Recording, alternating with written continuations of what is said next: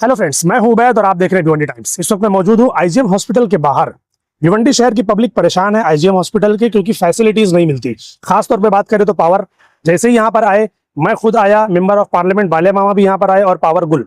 उसके अलावा स्टाफ की कमी है यहाँ पर, उसके अलावा हाइजीन की कमी है, उसके अलावा पीने का पानी यहाँ पर अवेलेबल नहीं है। ऐसी कई सारी चीजें हैं। इन सारे सवाल के जवाब कौन देगा? तो हमने खुद यहाँ पर, बाले मामा ने जब विजिट किया यहाँ पर, तो हमने एक एक सवाल उनसे किया है कि यहाँ पर आईजीएम का जो आईजीएम में जो डॉक्टर्स अवेलेबल होने चाहिए, ऑन ड्यूटी डॉक्टर्स जो यहाँ पर होते हैं, उनका जो वर्किंग आवर होता है कि वो इतने बजे से इतने बजे तक बैठना चाहिए उनको, वो नहीं बैठते। तो क्यों नहीं बैठते?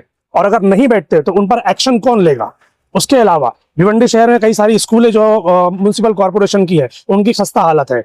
आईजीएम का बाजू में जो 200 बेड का हॉस्पिटल बन रहा है मदर एंड चाइल्ड केयर को लेकर, उसके बारे में, उसके अलावा और भी कई सारी चीजें हैं जो भिवंडी शहर में होनी चाहिए मगर नहीं हो रही है। तो हमने एक एक करके सारे सवाल बाले मामा से किए हैं। आइए आपको दिखाते हैं कि उन्होंने इसके क्या जवाब दिए। आते ही साथ यहाँ पर सबसे पहला जो ऑप्शन देखा गया वो ये कि यहाँ पर आईजीएम में पावर ही गायब हो गई। और कमाल की बात क्या है कि इसके पहले भी यहाँ पर कई बार पावर जो है वो गायब हो चुकी है, चली जाती है, और कोई जनरेटर नामी जैसी कोई चीज लगता ही नहीं कि आईजीएम हॉस्पिटल में मौजूद है। क्योंकि जब तक पावर नहीं रहेगी तब तक यहाँ पर घूप अंधेरा रहेगा। कोई जनरेटर, कोई दूसरी चीज की फैसिलिटी यहाँ पर नहीं मिलती।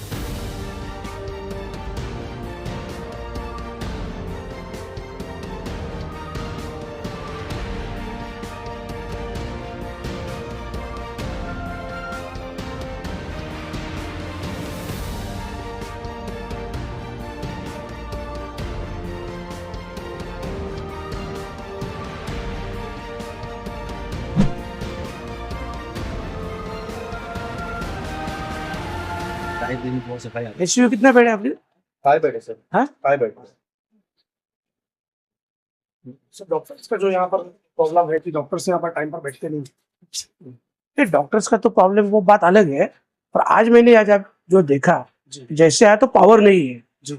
और अभी मुझे तो मालूम पड़ा कि ऊपर जनरल वार्ड वगैरह जो है, आईसीयू के वार्ड में भी पावर नहीं है, क्योंकि जो जनरेटर है वो काम नहीं कर रहे हैं।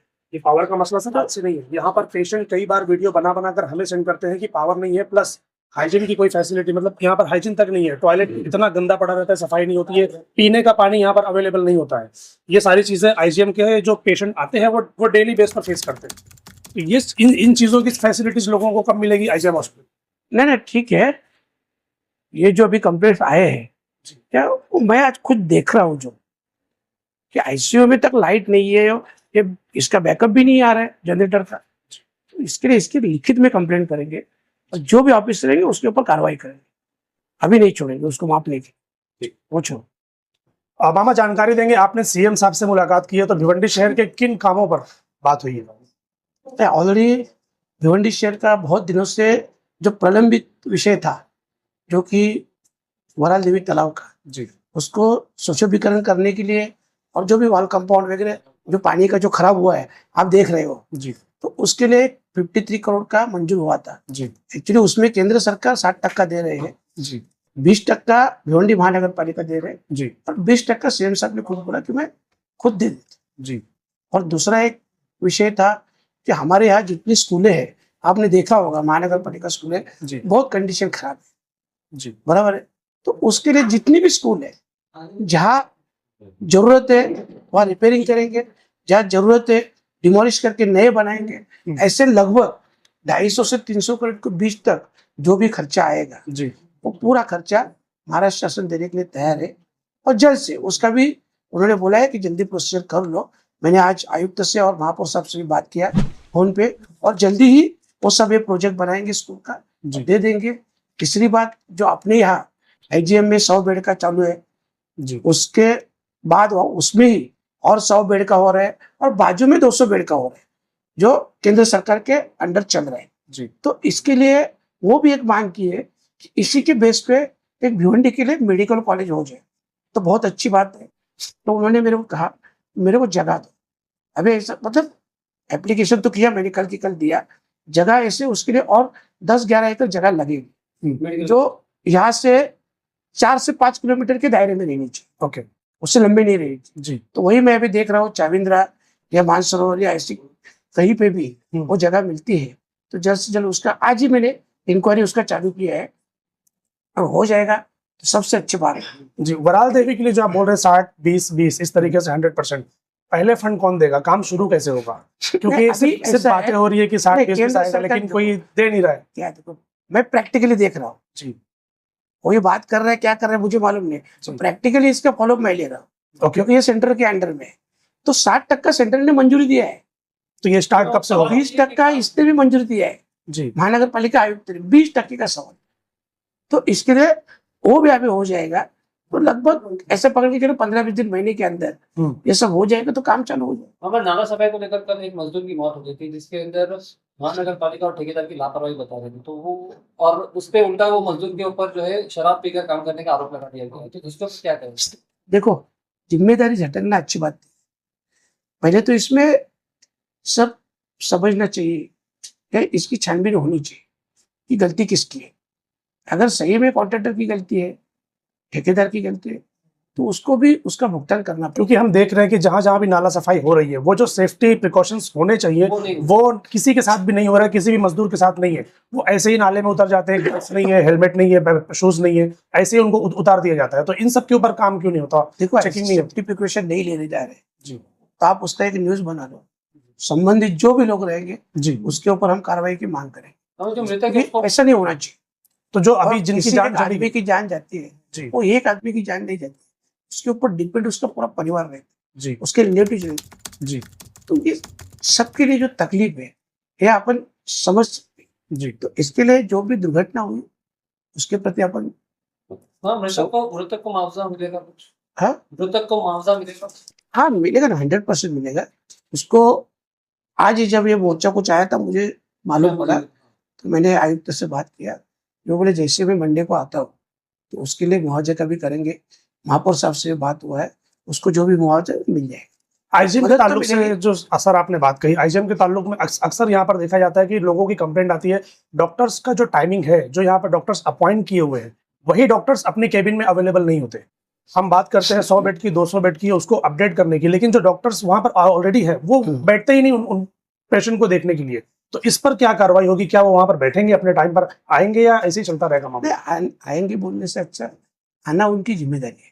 जी, तो एक्शन क्यों नहीं लिया जाता उनके ऊपर कि जो नहीं, अगर नहीं action आ तो अभी देखो, ये बहुत दिन से चल रहा है, ये प्रॉब्लम हुआ, वो प्रॉब्लम हुआ, या कुछ ना कुछ ये लोग बता रहे हैं। जी, ठीक है, अभी क्या, अभी जो है सही तरह से अपन भी छानबीन करेंगे जी, ऐसे, क्योंकि आने वाला अभी बारिश का टाइम जी, है, तो बारिश के टाइम में इसका ज्यादा प्रॉब्लम हो जाता है। बराबर, तो इसके लिए अभी मैं जा रहा हूँ आईजीएम हॉस्पिटल भी, जी, वहां जाके देखता हूँ, एक बार इंफॉर्मेशन भी लेता हूँ, जी, और मैडम से भी कहता हूँ जी, कि आगे से चल के जो भी कंप्लेंट आ रहे हैं वो कम होनी चाहिए। पहले तो क्या है, अपन गवर्नमेंट को बहुत बार रिक्वेस्ट किया है कि जी, स्टाफ बढ़ना चाहिए।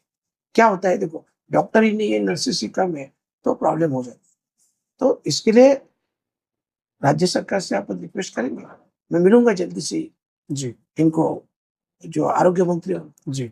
और रिक्वेस्ट करूंगा कि जल्दी से जल्दी उसका स्टाफ भरना चाहिए। भिवंडी की पब्लिक आपसे बहुत उम्मीद लगाए बैठी है, खासतौर पर टोरेंट पावर और एजुकेशन के मामले में।